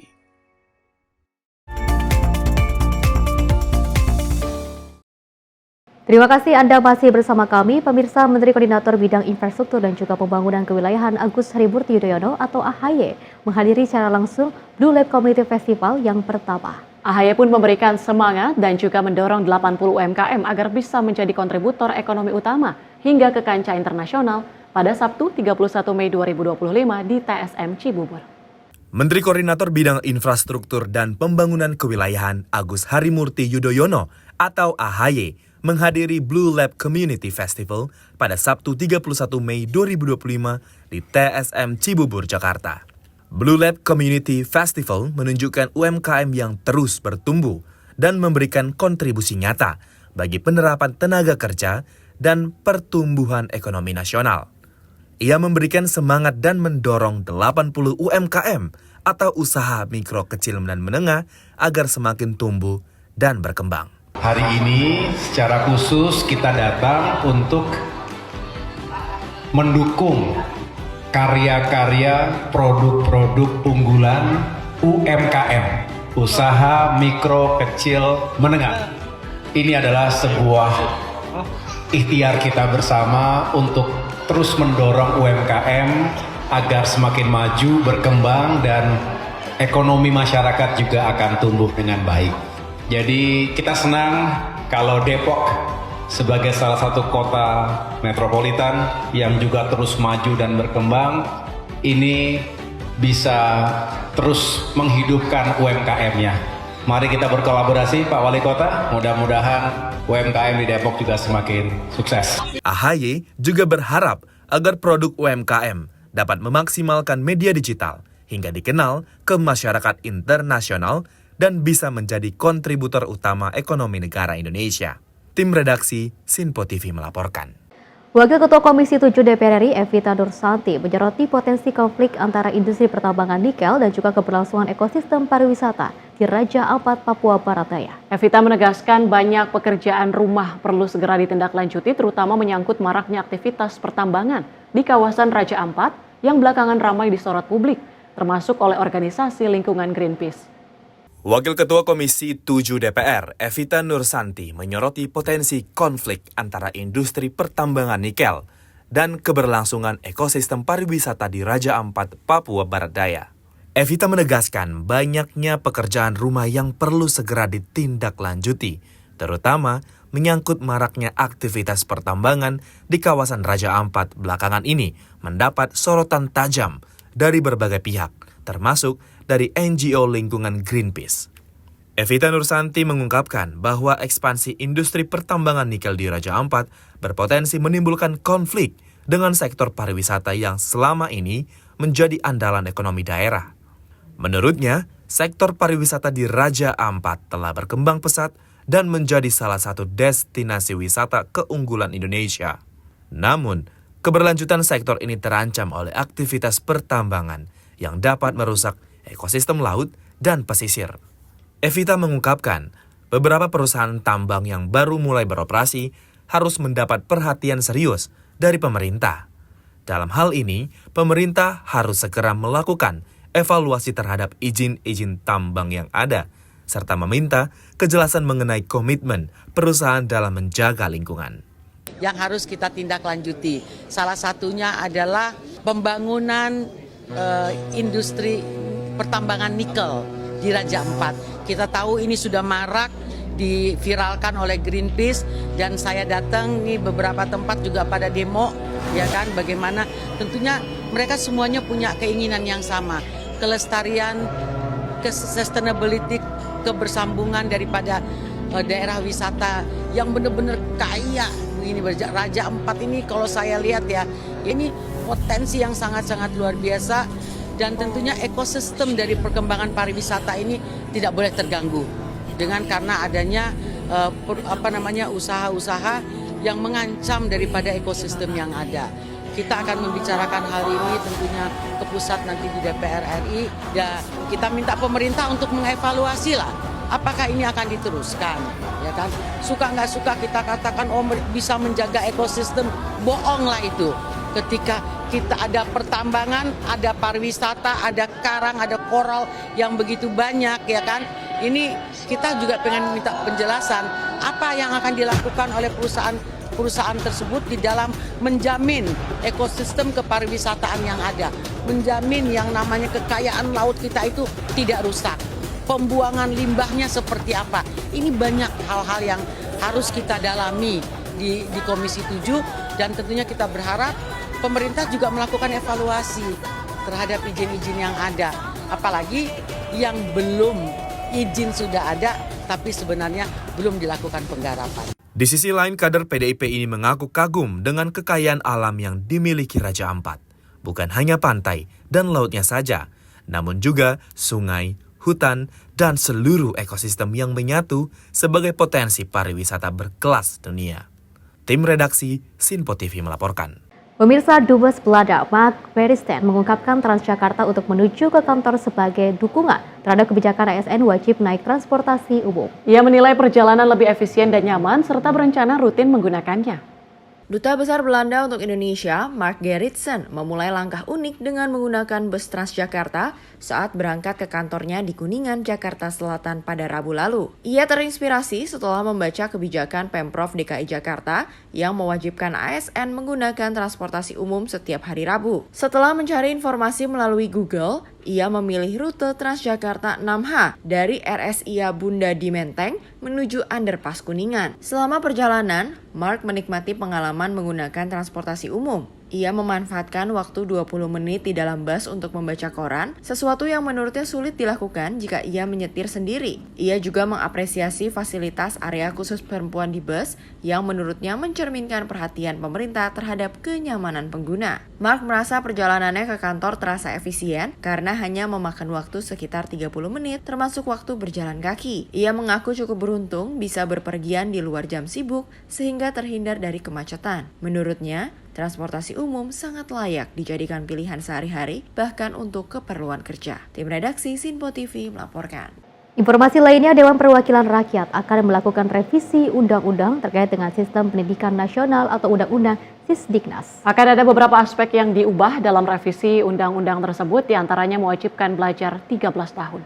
Dewan Perwakilan Rakyat tengah melakukan revisi Undang-Undang Sistem Pendidikan Nasional atau RUU Sisdiknas.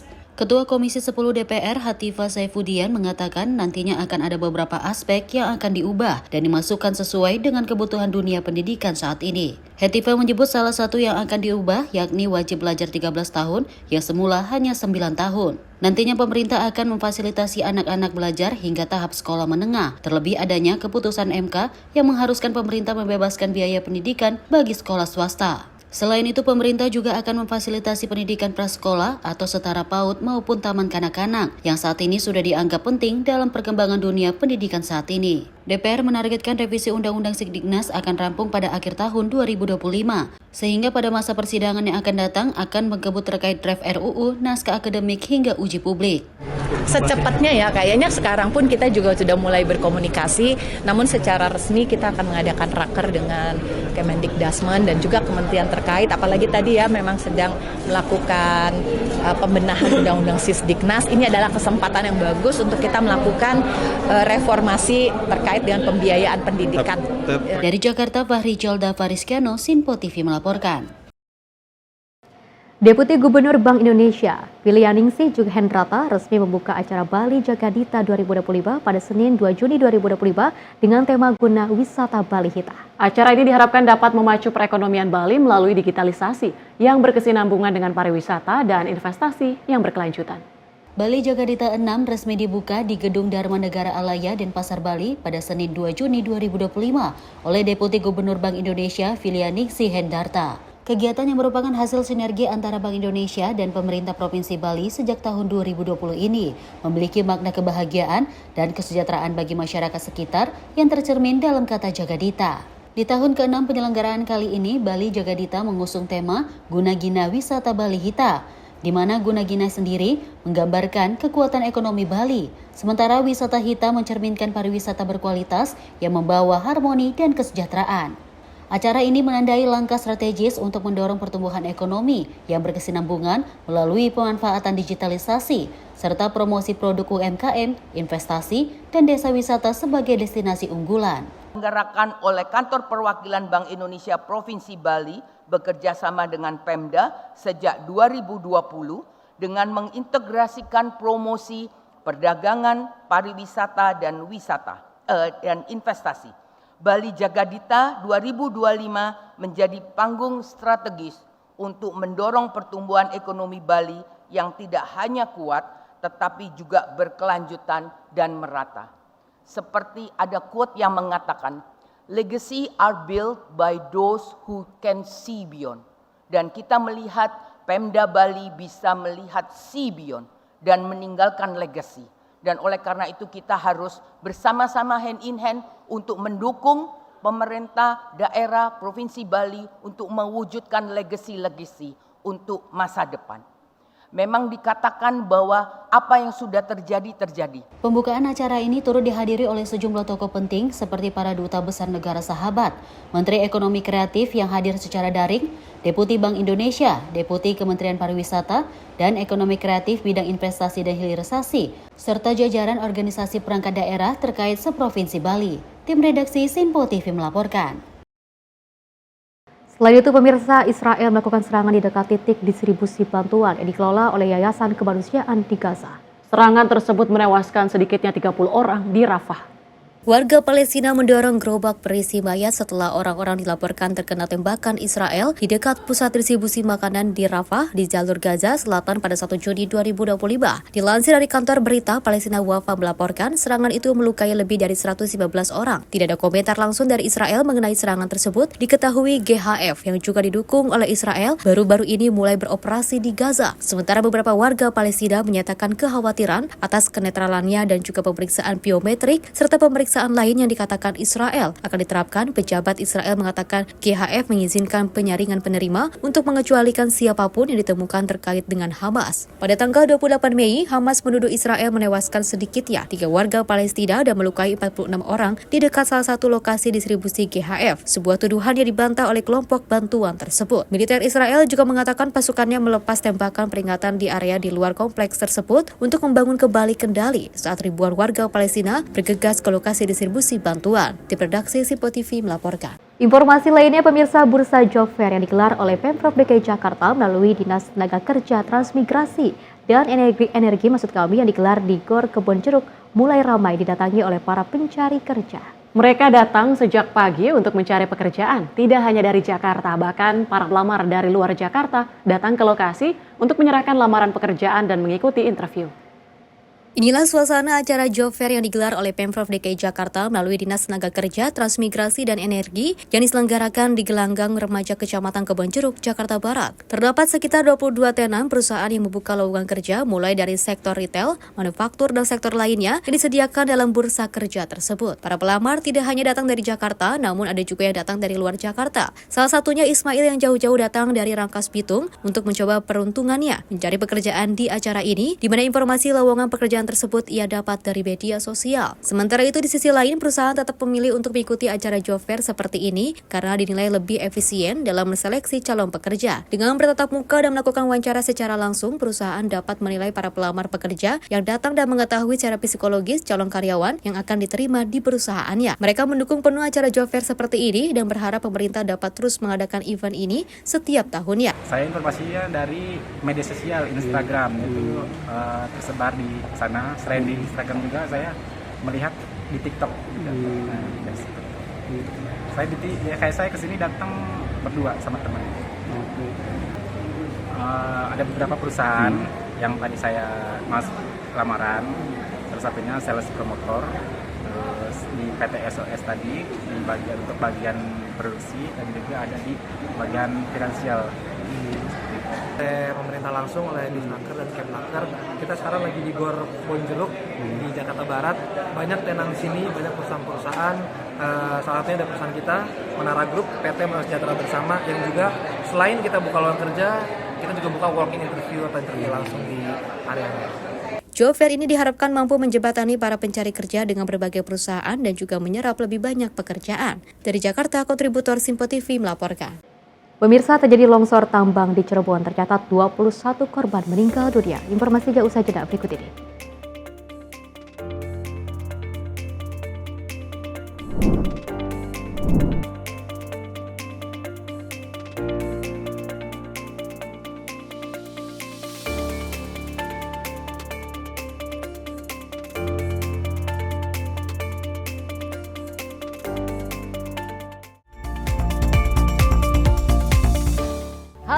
Selamat malam pemirsa, senang sekali rasanya kami mengisi ruang informasi Anda. Akhiri aktivitas Anda dengan rangkuman perkembangan peristiwa yang terjadi sepanjang hari.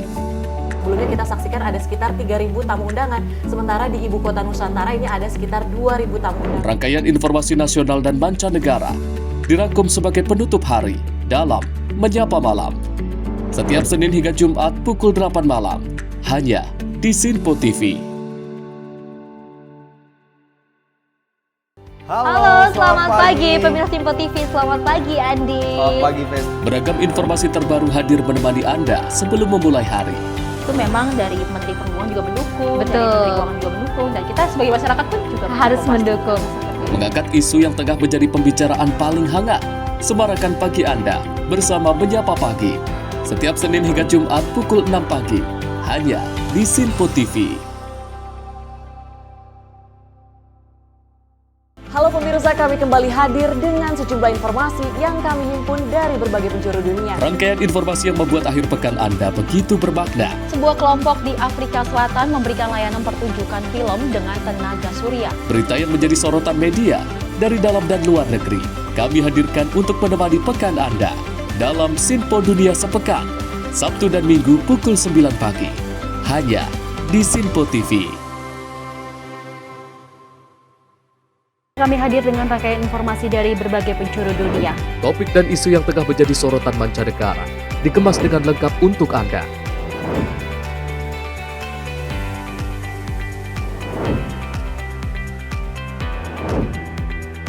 Peristiwa penting yang terjadi dari berbagai belahan dunia ini hadir dalam Sinpo Dunia setiap Senin hingga Jumat pukul 7:30 malam, hanya di Sinpo TV.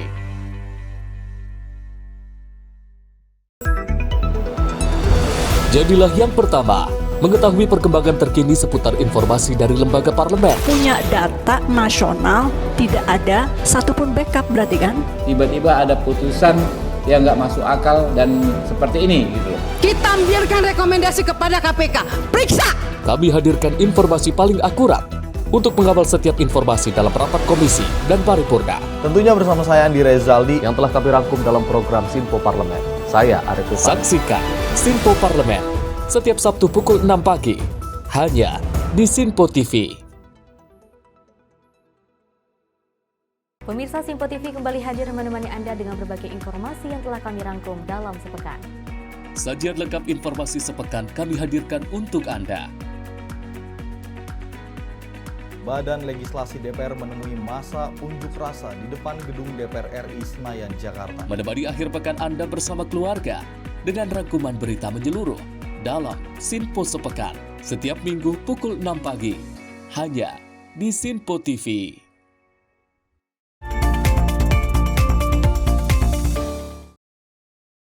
Terima kasih pemirsa, Anda masih menyaksikan Menyapa Malam dan informasi kami lanjutkan. Pemirsa, korban meninggal dunia akibat longsor di Tambang Galian C Gunung Kuda Cirebon tercatat 21 orang pada Senin 2 Juni 2025. Korban terakhir yang berhasil dievakuasi adalah Puji Siswanto, 50 tahun, warga desa Lewimundi, Kabupaten Majalengka. Operasi pencarian pada Senin 2 Juni 2025 dihentikan pada pukul 16.00 waktu Indonesia Barat setelah tim SAR mendeteksi adanya pergerakan tanah dan penurunan tiba-tiba pada tebing longsor di lokasi kejadian. Upaya pencarian akan dilanjutkan pada Selasa 3 Juni 2025 terhadap 4 orang yang masih dilaporkan hilang. Wilayah Gunung Kuda sendiri merupakan perbukitan pasir dan batuan yang memiliki kemiringan lereng di atas 45 derajat dan telah lama dikategorikan sebagai kawasan rawan longsor bahkan tanpa adanya aktivitas pertambangan. Kondisi geologis serupa juga ditemukan di berbagai titik lain di Provinsi Jawa Barat yang menandakan pentingnya pengawasan serta upaya mitigasi yang lebih serius terhadap kegiatan tambang di wilayah-wilayah rawan bencana. Dari Jakarta, tim redaksi Sinpo TV melaporkan. Pemirsa, misteri tewasnya wanita pekerja terapis pijat lulur Bunga Yana inisial R alias S di Desa Tembung, Deli Serdang, Sumatera Utara akhirnya berhasil diungkap Satuan Reskrim Polrestabes Medan. Dalam pengungkapan tersebut, petugas berhasil menangkap 2 remaja inisial AF dan R yang diduga sebagai pelanggan korban. Petugas terpaksa menembak kaki kedua tersangka karena berusaha kabur saat akan ditangkap di kawasan Babar, Labuhan Deli, Medan, Sumatera Utara pada Selasa 27 Mei 2025 lalu.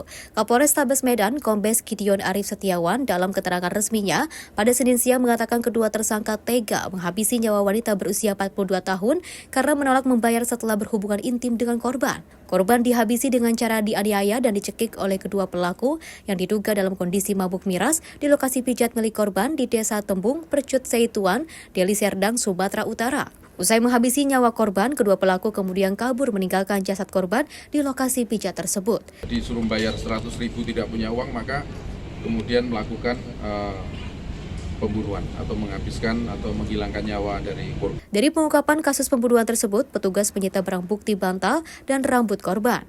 Dari Medan, Sumatera Utara, kontributor Sinpo TV melaporkan. Selain itu, menegangkan aksi kejar-kejaran polisi dengan pelaku pencurian ternak sapi. Polisi sempat membuang tembakan peringatan ke udara. Namun lantaran panik, pelaku menabrak kendaraan milik polisi. 1 ekor sapi hasil curian berhasil diamankan, namun pelaku melarikan diri.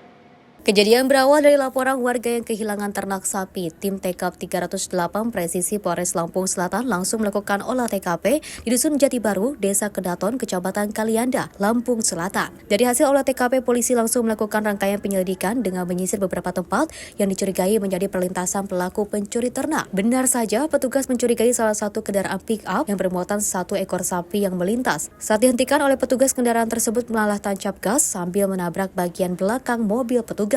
Dalam video rekaman amatir, petugas sempat membuang tembakan peringatan namun pelaku justru tancap gas. Aksi kejar-kejaran dengan pelaku yang diduga pencuri ternak sapi hingga Jalan Raya Pugung Raharjo, Kecamatan Sekampung Udik, Lampung Selatan. Terlihat jelas saat petugas meminta pengemudi kendaraan untuk berhenti, pelaku malah melarikan diri dan juga menabrakkan kendaraan tersebut ke bagian bemper belakang mobil petugas. Aksi nekat pelaku ini mengakibatkan kerusakan pada mobil dinas yang digunakan oleh petugas. Pelaku berhasil melarikan diri dengan meninggalkan kendaraan tersebut di lokasi penghadangan.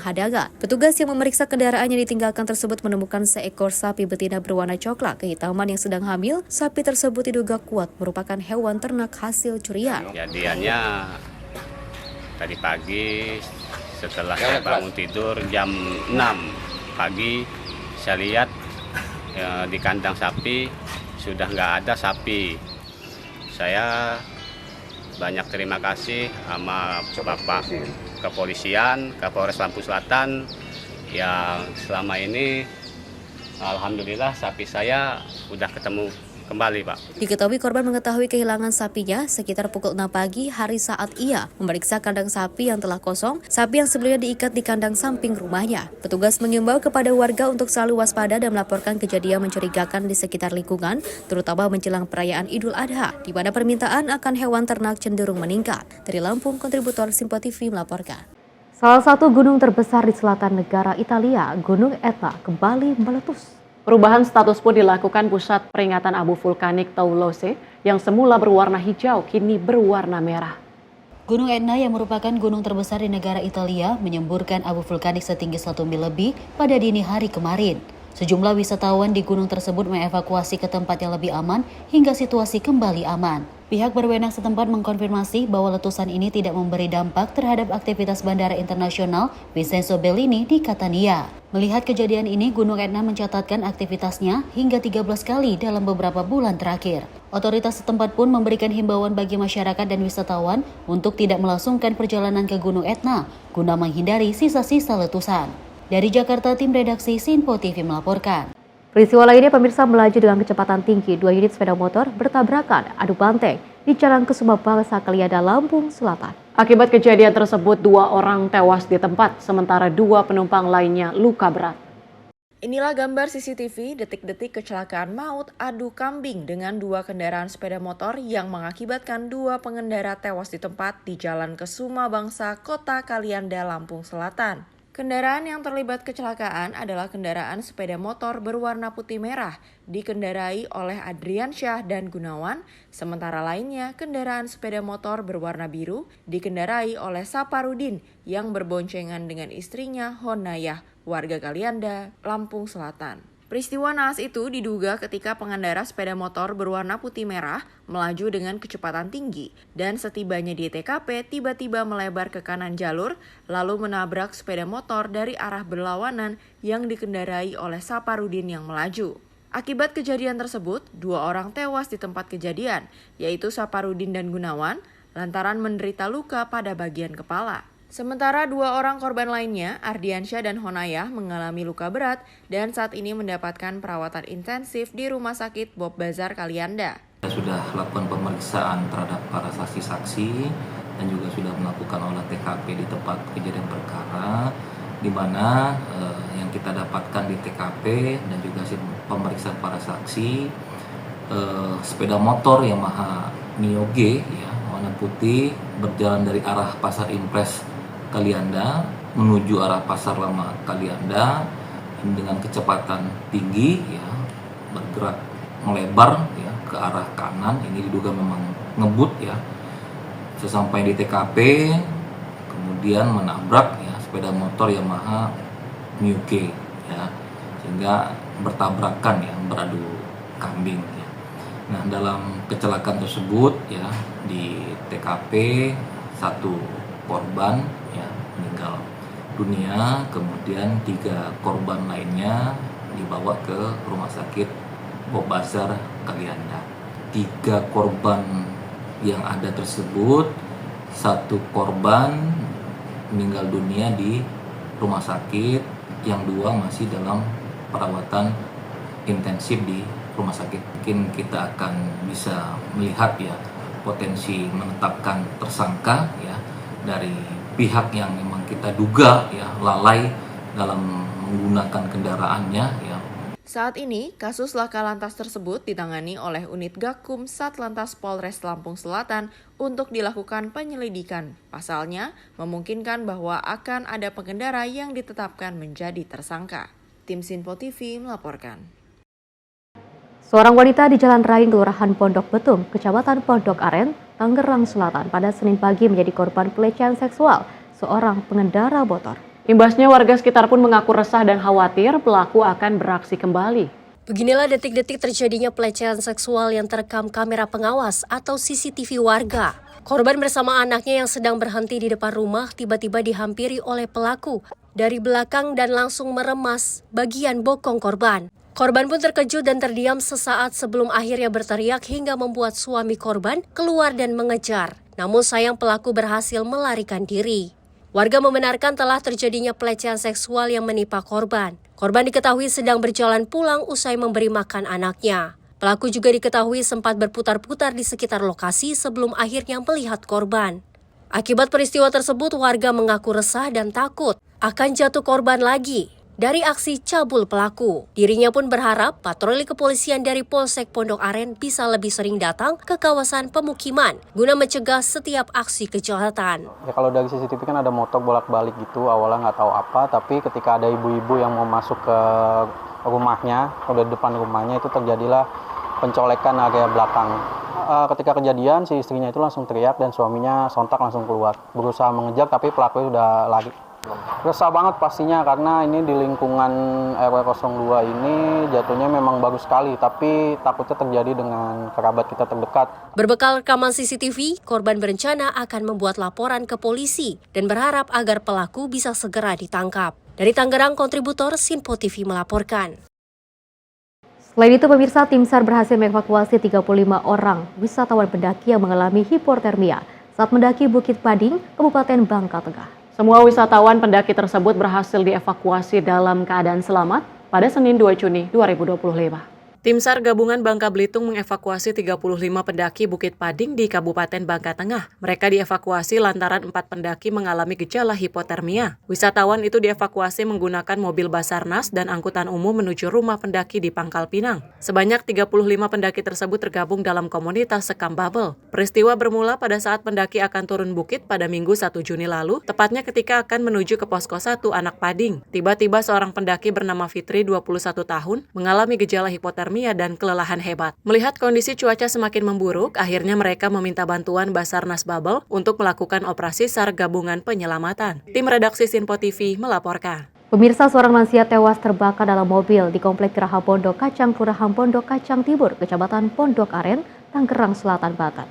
Korban tak tertolong setelah mobil yang ditumpanginya meledak saat tengah dievakuasi oleh warga.